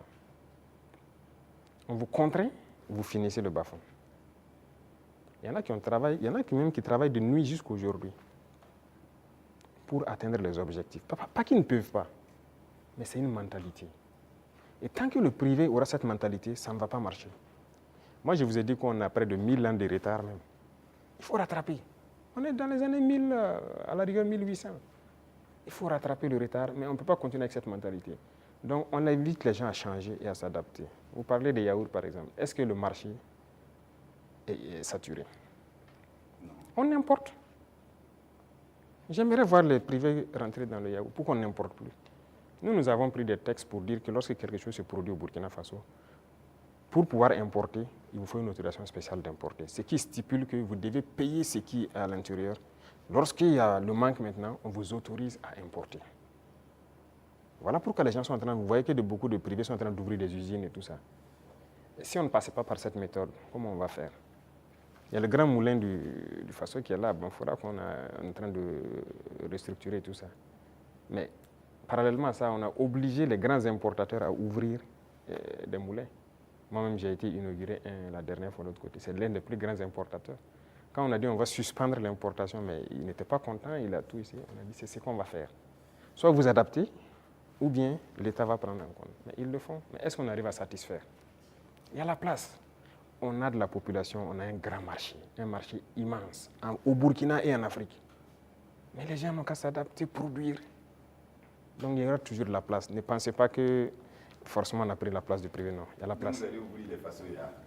Si, c'est nécessaire pour réguler, parce qu'il y a cette mentalité de toujours entraîner la spéculation de certaines personnes. Non, c'est dangereux. Dernièrement, vous avez suivi le cas des motos. Malheureusement, c'est quand il y a eu la situation, on s'est rendu compte que ce n'était même pas un marché régulé. Donc rapidement, on a dû voir comment on peut réguler ce marché pour que l'importation soit suivie. Comment quelqu'un part importer des motos et il vous dit qu'il n'a pas de facture d'achat? Puisque le ministère a besoin de la facture d'achat pour voir tout ce que vous avez payé comme douane et quoi, et vous fixez une marge à ne pas dépasser. Mais il dit qu'il n'a pas de facture. Donc il part payer, il vient, il fixe le prix qu'il veut et il revend aux populations. Donc lui, il s'enrichit. Et les autres s'appauvrissent. Et généralement, quand les gens s'enrichissent, qu'est-ce qu'ils font? S'ils buvaient la braquina ici, ils ne boivent plus la braquina, c'est le champagne qu'ils cherchent. C'est l'argent qui sort. S'ils roulaient sur peut-être, je dirais, une petite cylindrée, ils cherchent maintenant une V8. Le carburant qui est subventionné par l'État, c'est ça, c'est l'argent qui sort. Donc il faut qu'on réfléchisse à l'économie. Qu'est-ce qu'on fait? Il ne faut pas laisser sortir des devises. Vous dites que vous voulez la monnaie et vous voulez continuer pour qu'on se comporte comme ça. On ne peut pas se comporter comme ça. Voilà pourquoi l'État est en train de reprendre le contrôle. Si demain, les gens s'entendent, on nous a fait des chantages. Hein. Quand on a essayé de régler un peu à la douane, il y en a qui nous ont dit que si on fait comme ça, il y aura pénurie de riz. J'ai dit, OK, faites la pénurie de riz, vous verrez ce que nous on va faire. Et si demain, des gens veulent s'entendre pour faire pénurie de riz, c'est nécessaire que l'État prenne en compte l'importation de riz. On est prêt à tout. Il faut que les gens changent de mentalité. Allez doucement, cherchez votre intérêt aussi petit soit-il, mais permettez aux autres Burkinabés de vivre et de ne pas les appauvrir. Monsieur le Président, on vous a vu à Lumbila auprès des femmes agricultrices, les accompagner, les soutenir. Mais au-delà de ça, qu'est-ce que vous faites pour donner davantage d'opportunités de gagner des revenus aux femmes du Burkina qui alimentent la petite économie dans les quartiers, dans les villages? Oui. Très bien. Et ça, c'est l'un des points les plus importants. Et j'ai dit même au ministère donc de l'action humanitaire qui s'occupe des questions des femmes, de recentrer l'action, au lieu qu'on soit dans l'assistanat, de recentrer l'action sur la création d'emplois et des petites entreprises. Les femmes ont des qualités. Regardez la transformation à petite échelle de nos produits de consommation. Les femmes peuvent le faire très bien. Elles sont beaucoup plus patientes que les hommes, hein, et elles savent bien faire certaines choses que les hommes. Il faut encourager à ce qu'elles le fassent. Moi, je suis passé à Tenkodogo le 8 mars, j'ai vu les femmes qui ont fait du couscous préfet, qui est bien pour les forces, le savon liquide qu'elles font et tout ça. J'ai donné des instructions pour qu'on paye le savon liquide de toutes ces femmes qui ont été formées et qui se débrouillent pour faire le savon liquide dans nos administrations. Parce que tout ce qui est là, c'est importé, même chez vous, dans vos bureaux. Tous les savons liquides importés, n'est-ce pas? C'est pas normal, pendant que nos mamans fabriquent ça. Et quand j'ai dit de le faire en temps, on m'a revenu que non, elles n'ont pas de structure formalisée. J'ai dit, je ne veux rien comprendre. Trouvez la formule, c'est leur savon, vous payez. Et vous amenez. Que question d'emballage ou quoi. Même si moi, vous m'amenez dans mon bureau avec les bidons recyclés des eaux de boisson, là, je vais utiliser. Ce n'est pas grave. En attendant qu'on ait ce qu'on... Pour qu'on veut le luxe, acceptons nos réalités, transformons ce dont on a besoin et consommons ça. Et on va évoluer au fur et à mesure. Une dame qui peut se transformer du savon à petite échelle, si on l'accompagne en lui donnant des marchés trucs, demain, elle peut avoir une grande entreprise qui produit et qui exporte. Voilà la mentalité qu'il faut qu'on développe. Et donc, j'ai dit au ministère là, de ne plus être là dans, vous voyez, l'action humanitaire, l'assistanat, non. Il faut recenser le problème des femmes. On a beaucoup de produits qu'on est en train de faire aujourd'hui. On peut transformer, même à petite échelle, et trouver une formule de rassembler. J'ai discuté avec des femmes à Bobo. J'ai dit, par exemple, les produits oléagineux, les femmes peuvent produire l'huile brute par coopérative et trouver des gens qui ont un certain niveau, qui mettent une raffinerie en place. Et leur rôle, c'est de payer les huiles brutes et de raffiner pour donner de l'huile parfaite sur le marché. Il faut qu'on aille vers ça. Mais si on s'assoit, bon, je n'ai pas la capacité de faire l'huile et puis la raffinerie coûte cher, tout le monde n'est pas obligé de faire la raffinerie. Mais on peut organiser pour que... Voilà. Donc dans plusieurs domaines, c'est ce qu'on est en train de vouloir développer et permettre aux femmes vraiment de mettre en œuvre tout ce qu'elles savent faire. Donc c'est une politique qui est enclenchée et je crois que vous allez voir les résultats. Ismaël Arabo, Jean-Marie Toé, ce serait donc la dernière question. Merci à vous donc pour vos différentes préoccupations adressées au chef de l'État.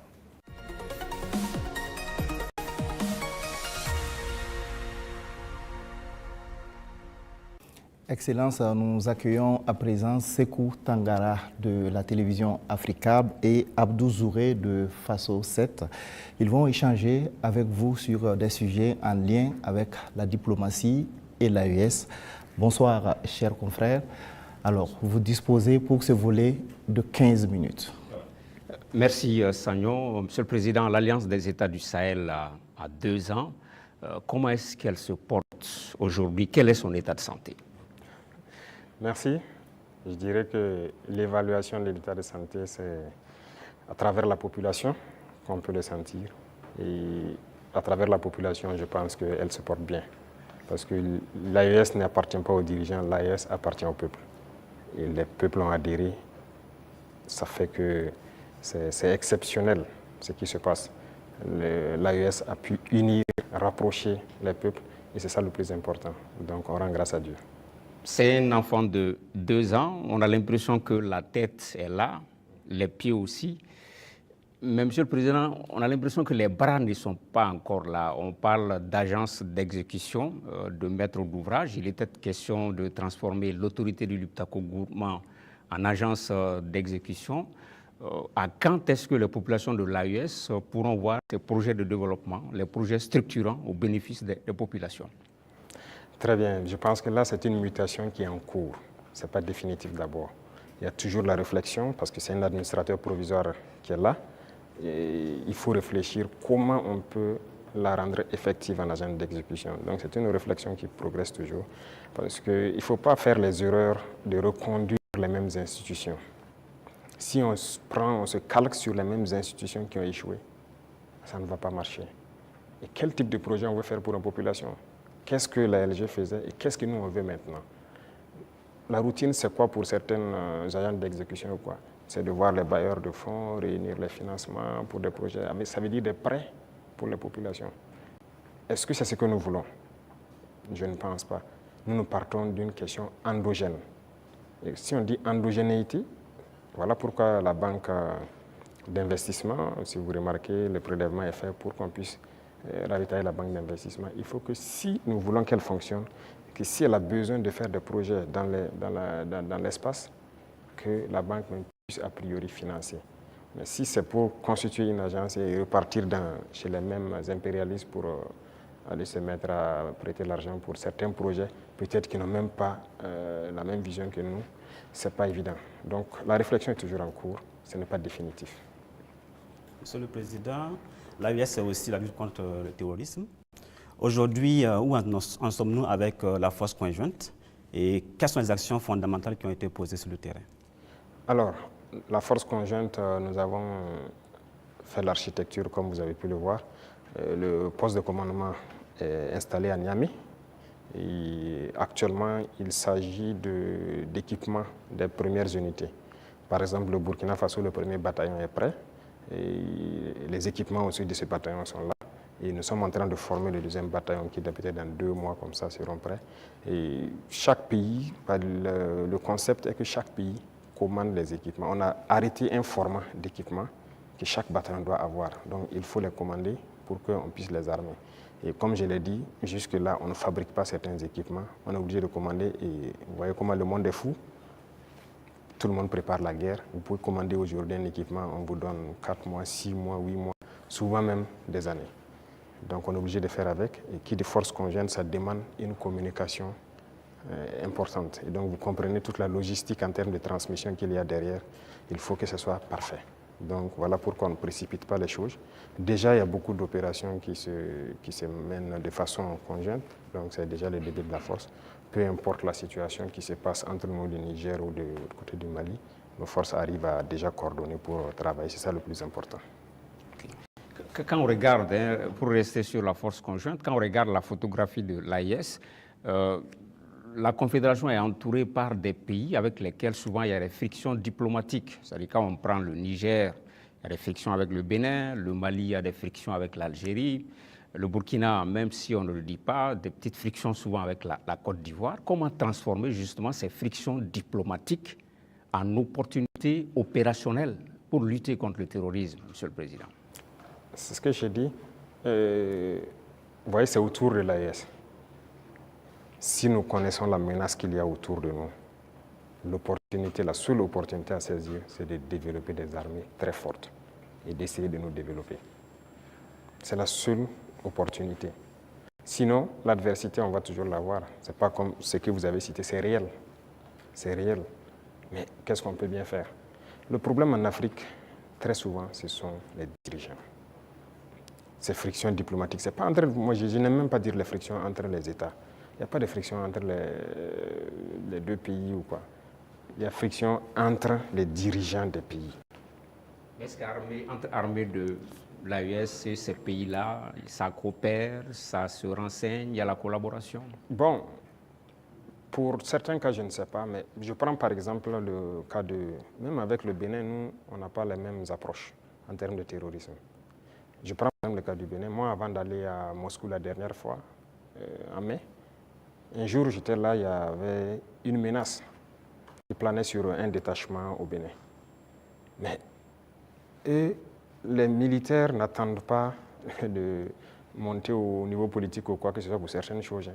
Ils ont contacté nos forces à l'Est, qui ont confirmé en tout cas la menace. Ils ont demandé si on pouvait faire quelque chose. Moi, j'étais encore là, c'était un samedi, je me souviens. J'ai ordonné à nos appareils d'aller survoler et voir ce qui se passe parce qu'ils ont intercepté les communications de regroupement.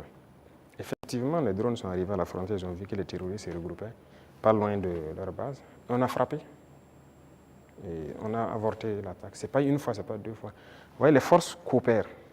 C'est ça l'esprit militaire.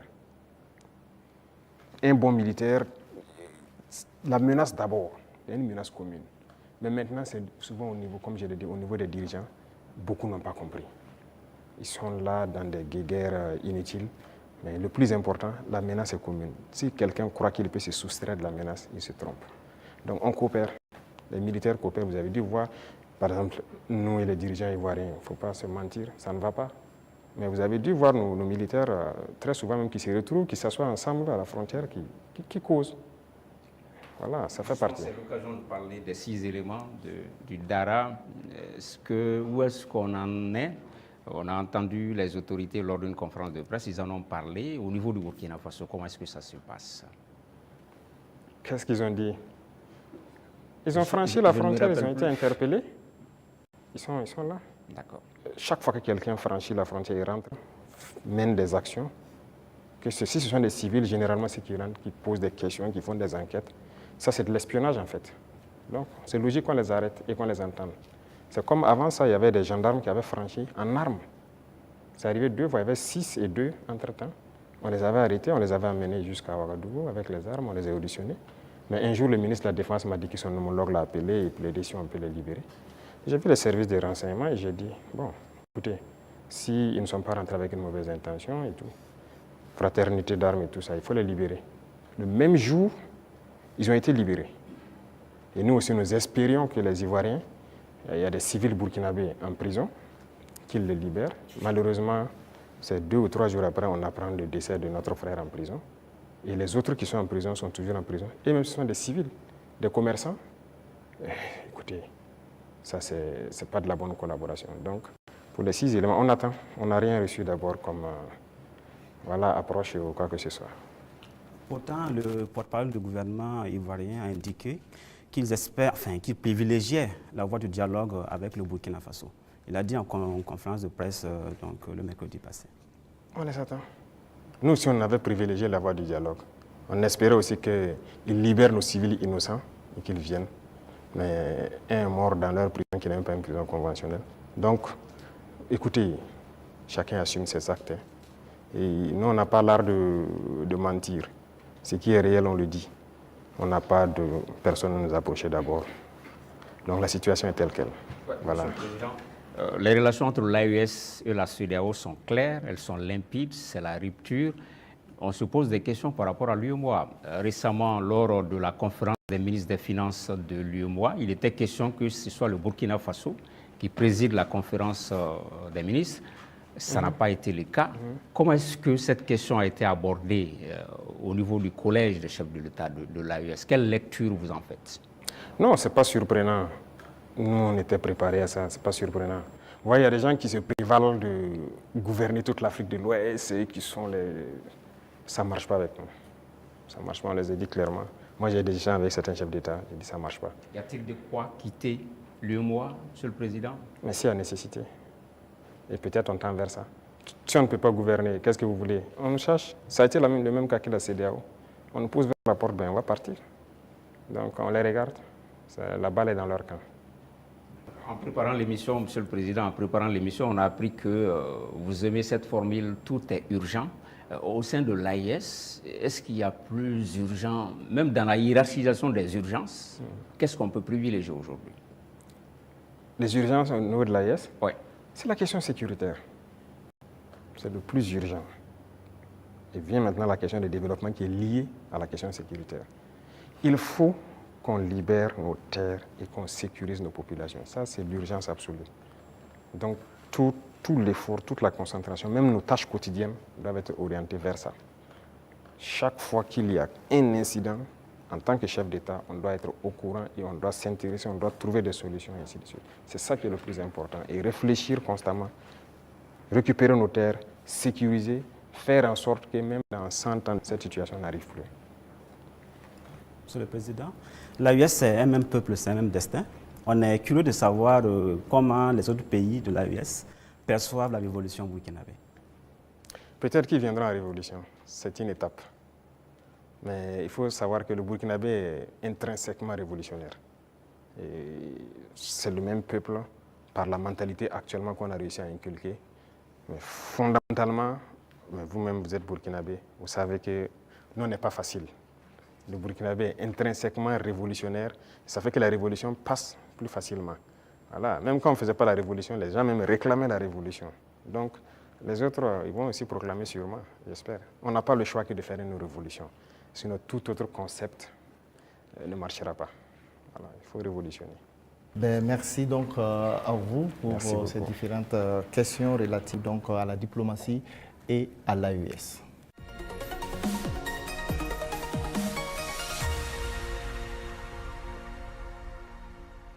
Monsieur le Président, nous nous acheminons vers la fin donc, de cet entretien.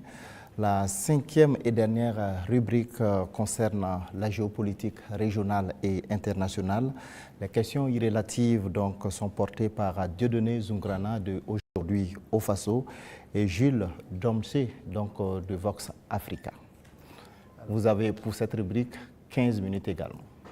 Alors, Excellence, si vous permettez, on va rester toujours en Côte d'Ivoire.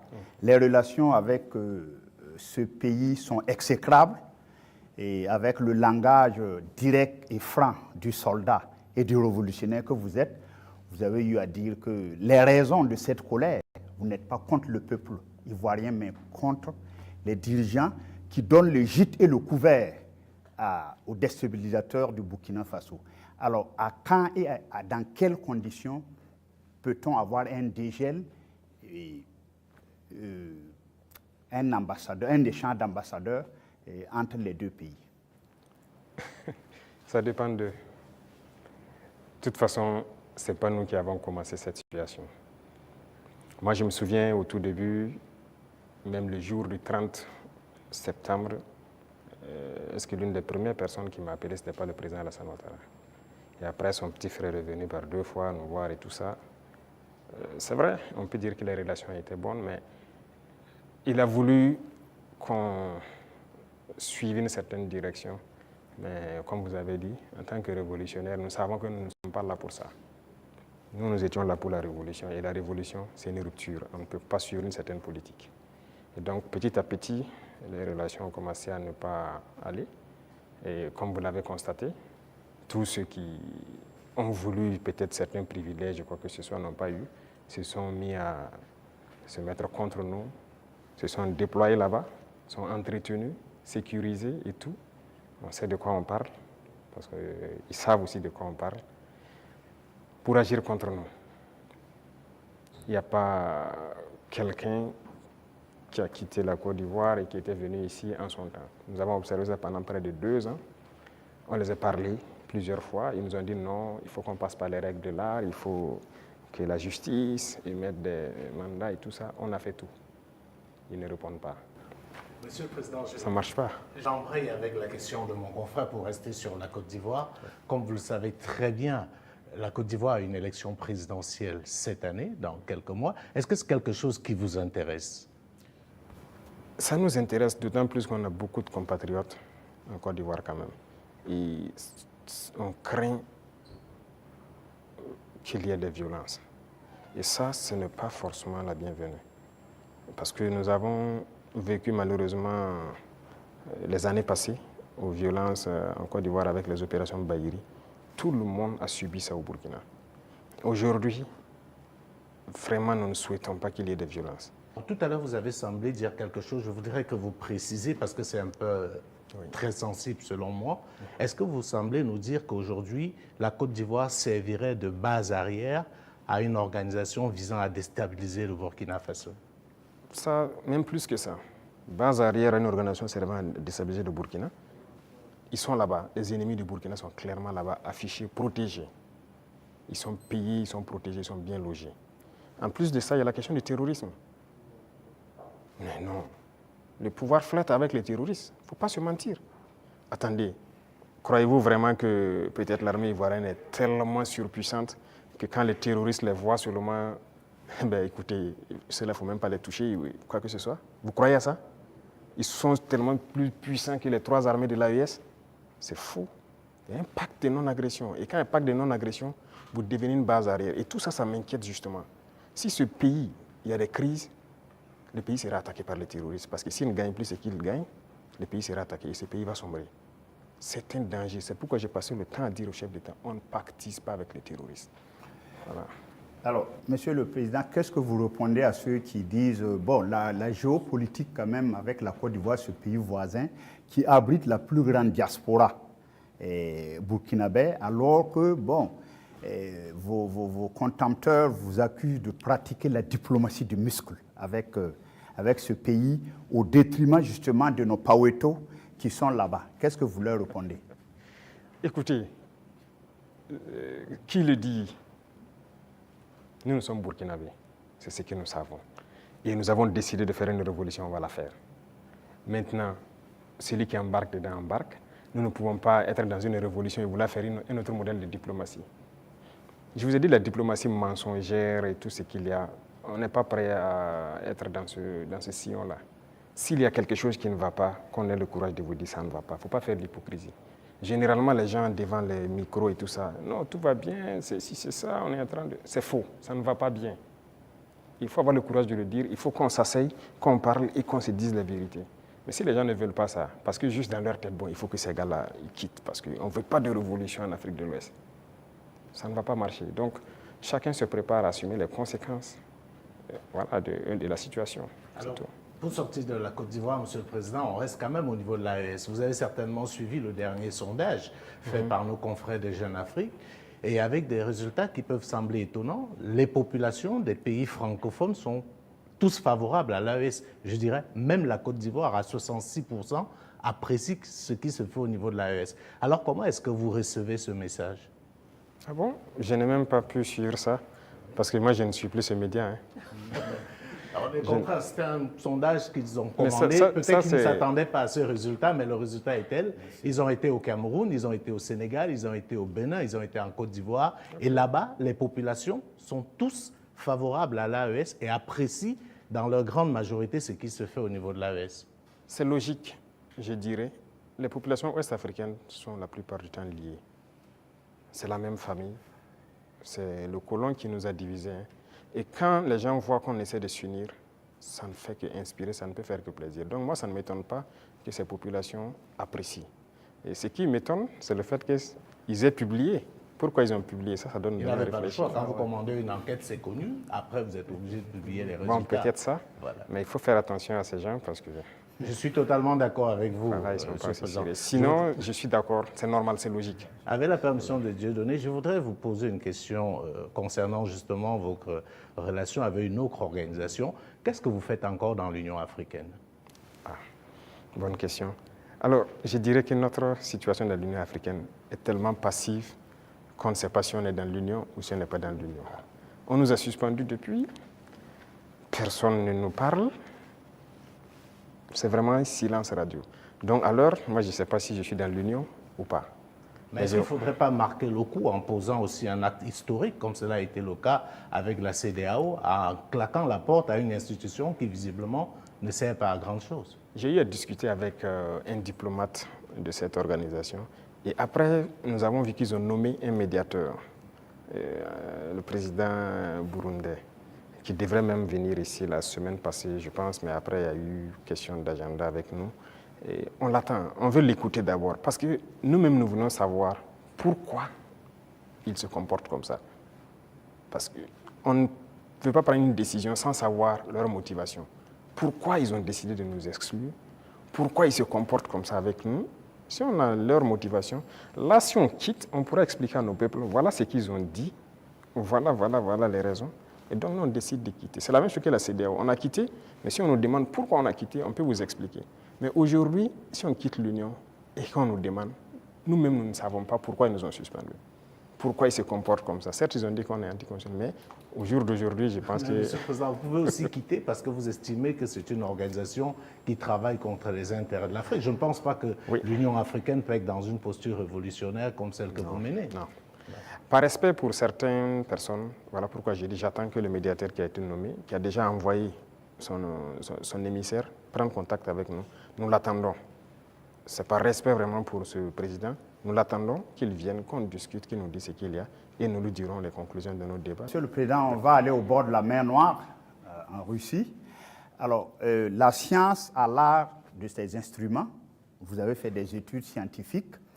Alors, lors d'un séjour à Moscou, vous avez demandé au patron du Kremlin de nous apprendre à pêcher le poisson au lieu de nous donner le poisson, le transfert des technologies.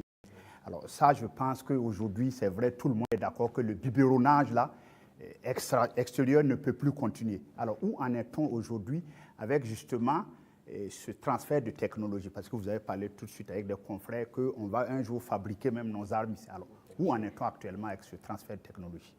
Alors, je pense qu'ils ont bien entendu le message. Je l'ai clamé en 2023 pendant le sommet de Saint-Pétersbourg, on nous a donné du blé, il ne faut pas qu'on aille encore demander du blé, il faut cultiver. Si on nous donne du poisson, il faut qu'on apprenne à pêcher. Et je pense que les initiatives qu'on est en train de développer, nous avons demandé donc à la Russie d'offrir un certain nombre de bourses d'études à des étudiants burkinabés pour qu'ils aillent apprendre la science. Ils ont accepté. Donc il y a déjà des gens qui sont partis dans certains domaines pointus. Si vous regardez la création de l'agence atomique, on a déjà des étudiants qu'on a envoyés depuis l'année dernière qui sont en formation sur le domaine atomique, qui est une technologie poussée. Et on va continuer d'en envoyer chaque année. Donc il y a plusieurs autres domaines où nous avons demandé des formations. Ce n'est pas la Russie seulement. Même à la Chine, on a demandé des formations particulières et envoyé des étudiants. En Iran aussi, pareil, on est en train de taper en tout cas tous ceux qui ont pu développer des technologies pour envoyer des étudiants formés. Alors géopolitiquement, bon, le capitaine président Ibrahim Traoré aujourd'hui a mis le Burkina sur orbite, comme à l'époque Sanka. Qu'est-ce que ça vous fait aujourd'hui? Bon, un pays comme le Burkina, bon, certains disent un petit capitaine. Qu'est-ce que ça vous fait géopolitiquement aujourd'hui d'être au pinacle? Écoutez, est-ce que vous avez toujours la tête sur les épaules? On a forcément la tête sur les épaules. C'est une charge.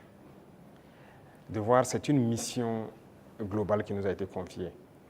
De voir que tout le monde entier s'intéresse au Burkina, je ne dirais pas une pression, mais c'est une charge. Et c'est une responsabilité. Et on doit de l'assumer avec toute la concentration nécessaire. On n'a pas le droit de faillir. Qu'on le veuille ou pas, nous allons aller dans le sens des peuples. Parce que c'est eux qui ont fait valoir cela. Donc, on l'a vu, le Burkina est vraiment en orbite, comme vous le dites.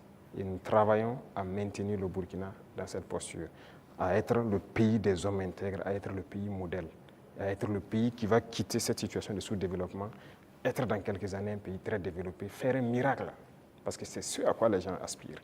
Et aussi pouvoir donner notre part de voix et de tout ce qu'il y a, voilà, pour le bonheur du monde, si je peux dire. Depuis que vous êtes chef d'État, vous voyagez très peu.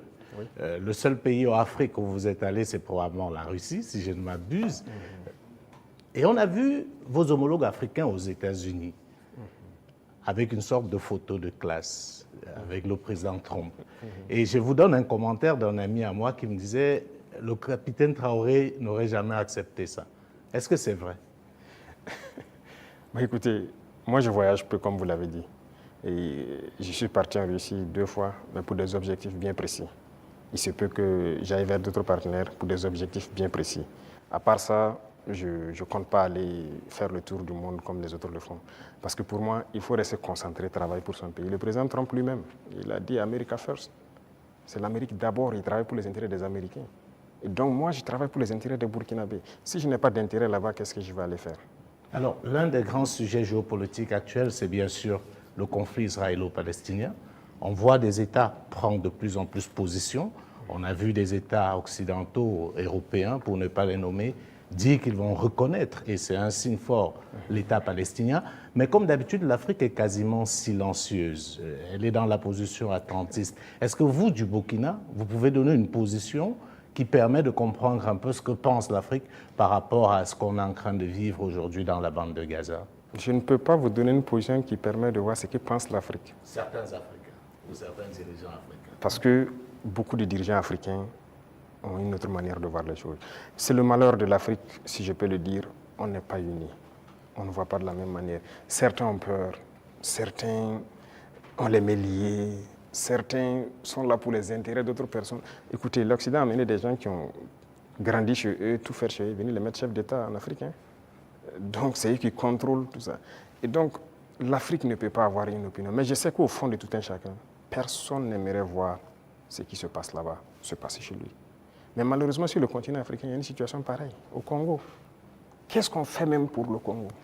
En République démocratique du Congo. Ça fait combien de millions de morts? Depuis combien de temps? Nous-mêmes, nous sommes en guerre. Est-ce que vous avez vu des pays africains même porter la voix pour le Burkina depuis les 10 années passées? C'est rare. C'est rare. Donc, l'Africain a ce problème-là. Pendant que quand vous voyez en Europe, ils ont un problème. Tout le monde est uni, les gens arrivent à rapidement trouver des solutions. Les États-Unis, c'est pareil. Mais l'Afrique a ce problème. Vous voyez, ça fait 10 ans que nous on se bat. Vous n'avez pas entendu quelqu'un porter la voix du Burkina au niveau des institutions internationales et quoi que ce soit, ni le Mali, ni le Niger. Nos populations meurent, ce n'est pas leur problème. Congo, ça meurt, ce n'est pas notre problème. La dernière fois, j'ai essayé dans une de mes paroles d'essayer de parler pour que... Ça fait combien de millions de morts? Le Soudan, regardez comment il se déchire. Il y a beaucoup de conflits sur notre sol déjà et on n'arrive même pas à porter la voix. Donc, comment on va aller porter la voix des autres? Donc, il faut que nous, Africains, on se réveille. Est-ce que le Burkina pourrait reconnaître un État palestinien? Est-ce que le Burkina est prêt à reconnaître l'État palestinien? Pourquoi pas? C'est un État. C'est un État. Pourquoi on ne va pas reconnaître un État palestinien? Non, ce qui se passe, c'est très grave. Et je pense que l'État palestinien existe et doit exister. Sinon, cette guerre ne finira jamais. Là où nous partons, ça ne finira jamais. Pendant que vous croyez que ça va finir, ça reprend de plus belle. Et on va continuer comme ça. Mais je pense aussi qu'il y a beaucoup de parts de responsabilité des pays autour là-bas, parce que c'est leur région et les gens doivent pouvoir donner la voix pour trouver une solution à ce conflit. Voilà. Et quant à nous, on continue de se battre ici. L'État burkinabé qui doit demeurer, c'est ça qui est le plus important. Et on se bat pour notre État burkinabé. Voilà, Monsieur le Président, nous sommes donc au terme de ces 90 minutes face à la presse. Merci pour votre disponibilité et merci pour cette belle opportunité offerte à la presse nationale et internationale. Mais avant de nous séparer, Monsieur le Président, est-ce que vous avez un message particulier à l'endroit du peuple burkinabé à l'orée du 3e anniversaire de votre accession à la magistrature suprême? Pour le peuple burkinabé, ça fait 3 ans que nous sommes là et qu'on chemine. Et j'ai d'abord des mots de remerciement. Des remerciements du fond du cœur, parce que le peuple est resté concentré. Concentré pour écouter le message qu'on a véhiculé. Parce que l'une des armes importantes que nous avons utilisées, c'est aussi la communication. Et parce que nous avons compris que les impérialistes ont toujours utilisé la communication pour détruire l'Afrique. Parce que tout ce qui se passe comme conflit, ce sont des manipulations. Ce sont des manipulations. Regardez, je prends encore le cas du Soudan. 2 groupes sont manipulés par des puissances. Faudrait-il pas à un moment donné qu'on se parle, on s'assoit, on exploite nos ressources ensemble, on fait vivre nos populations, on va continuer à se déchirer? Tout ce qui s'est passé comme assassinat de leaders politiques en Afrique, les guerres et tout, c'est à travers la communication qu'on a manipulé. Et la communication est très importante. Et ça, le peuple burkinabé a été concentré pour percevoir le message. Et nous continuerons de communiquer pour les faire comprendre ce que nous faisons et vers où nous partons. Ça, c'est le plus important. Deuxième chose, je remercie Dieu aussi, qui a permis à ce que nous puissions, en tout cas malgré la guerre, poser des actes et communiquer sur ces actes pour que le peuple comprenne qu'un lendemain meilleur est possible. L'espoir est permis. Et tant que les gens garderont cet espoir, on va y arriver au point où nous souhaitons. Et la dernière chose, c'est cette situation sécuritaire qui est là, de rassurer que la guerre va finir au Burkina Faso. Nous vivrons en paix, nous ferons ce que nous avons à faire de nos richesses et nous allons nous développer. Ça, c'est une certitude. Le rêve que nous avons pour le Burkina Faso, nous allons l'accomplir. Nous continuerons les derniers bastions importants du terrorisme, nous allons continuer à les conquérir, comme ce qu'on a pu faire en 2025 avec cette grande vallée qui était un gros réservoir économique pour les terroristes que nous avons récupéré. Il y a plusieurs autres endroits où l'orpaillage terroriste continue et tout, pour les ravitailler. Nous allons récupérer toutes ces zones et l'espoir est permis. Donc, bon courage à tout le monde, restez concentrés, résilients et on continuera à se parler. C'est ça le plus important. Une fois qu'on se parle, on se comprend et on avance. Merci. Merci, Monsieur le Président. Ça sera donc le mot de fin. Merci, chers confrères, pour vos différentes questions donc adressées au président du Faso, le capitaine Ibrahim Traoré. Merci à vous, chers téléspectateurs, d'avoir suivi cet entretien avec grand intérêt. Restez donc en compagnie de nos programmes. Merci.